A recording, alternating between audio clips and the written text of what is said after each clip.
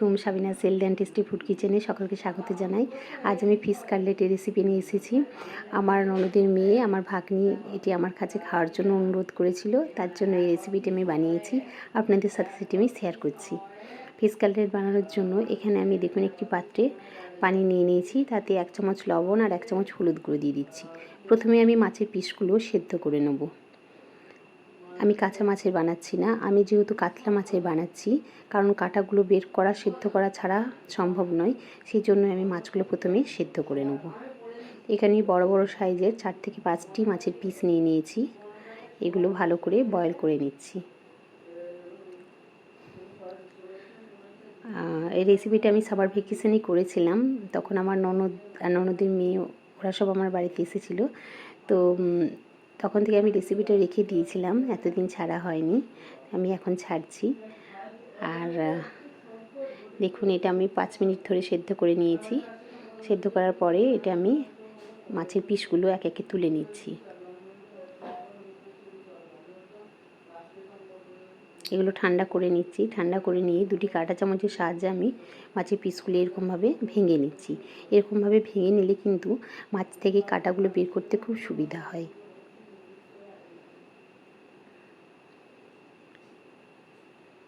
এখান থেকে আমি একে একে মাছের পিস থেকে সমস্ত কাঁটাগুলো বের করে নেব।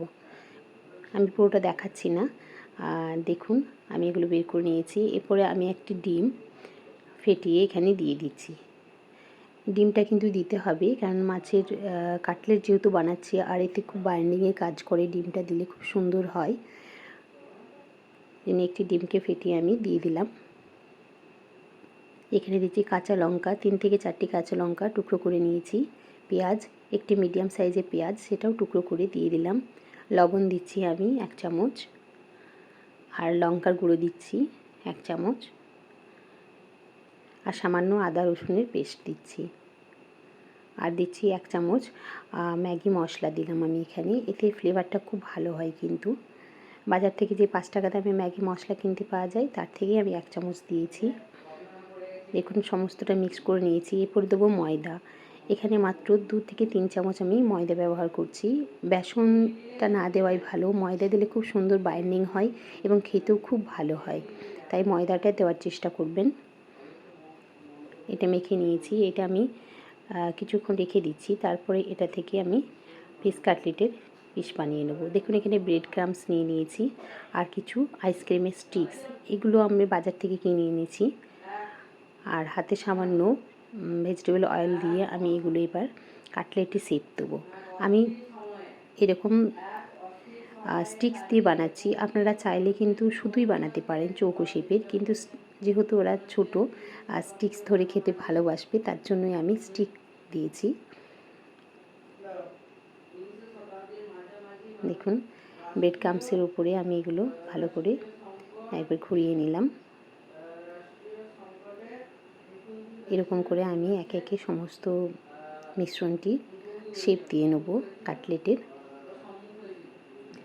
এরকম ফিশ কাটলেট বানালে কিন্তু আমার ছেলে খুবই খুশি হয়, আর খেতেও খুব ভালোবাসে।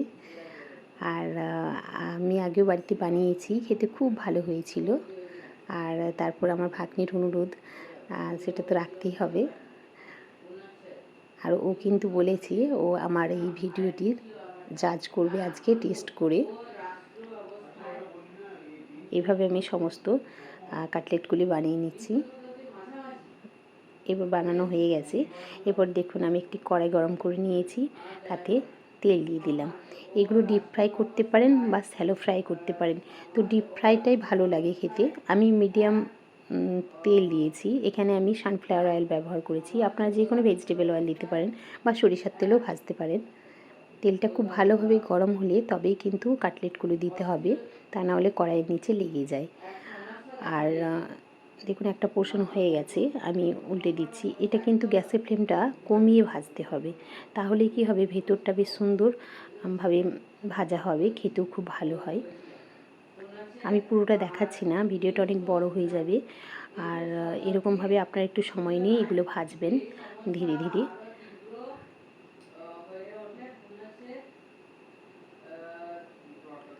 মাত্র 4 থেকে 5টা পিস নিয়েছি, তাতেই কিন্তু অনেকগুলো কাটলেট হয়েছে। কারণ এখানে আমরা যে ডিমটা দিই, ডিমটার সাথে ময়দা দিয়েছি, এতে পরিমাণটা অনেকটা বেড়ে যায়। তাই বাড়ির অনেকেই আপনারা কিন্তু এগুলো অল্প মাছের করেও খাওয়াতে পারবেন। আর যদি কোনো গেস্ট আসে তাদের জন্য যদি বানান, আপনার খাবারের খুবই প্রশংসা করবে। তাই দর্শক বন্ধুদের কাছে আমার অনুরোধ রইল, অবশ্যই আমার এই ভিডিওটি দেখে আপনারা রেসিপিটা বানাবেন এবং আমি কমেন্ট বক্সে জানাবেন কীরকম হয়েছিল। আপনাদের কমেন্ট পড়তে আমার খুবই ভালো লাগে। দেখুন আমি সমস্ত কাটলেটগুলো এরকমভাবে ভেজে নিয়েছি। আর যে সমস্ত দর্শক বন্ধু এখনও আমার চ্যানেলটি সাবস্ক্রাইব করেননি, ওনাদের কাছে আমার একান্ত অনুরোধ, অবশ্যই চ্যানেলটি সাবস্ক্রাইব করবেন। আমার ভাগ্নি টেস্ট করছে, আমার ভাগ্নি, ওর নাম শিরিন আহমেদ। ওর অ্যাকশন দেখেই বুঝতে পারছেন যে কীরকম হয়েছে। আর ও একটু শাই প্রকৃতির, তাই বেশি কথা বলেনি। আর আপনাদের ভিডিওটি যদি আপনাদের ভালো লেগে থাকে তাহলে ভিডিওটাতে অবশ্যই লাইক দেবেন, ভিডিওটা বেশি বেশি শেয়ার করবেন। দেখার জন্য অসংখ্য ধন্যবাদ।